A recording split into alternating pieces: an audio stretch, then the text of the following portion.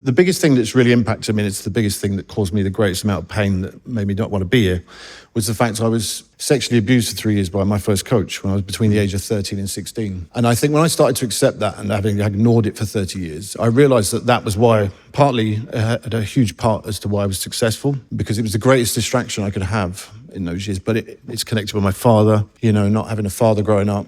He got murdered in 2008. I always wished he was around. I got into cycling because he was a professional cyclist. It was the famous quote he gave me, which drove me for years and breaks my heart to this day. He said after a week of meeting him when I was 19, "Don't forget you'll never be as good as your old man was," But in his absence, things happened to me, like, coaches got their way with me, if you like. And cycling was the only thing that ever gave me confidence. But me, the person, Bradley Wiggins, I'd never been given any self-worth. It was just anything to distract from having to be me in that moment. And I was happiest when I was out on my bike, until I had to turn around and go back.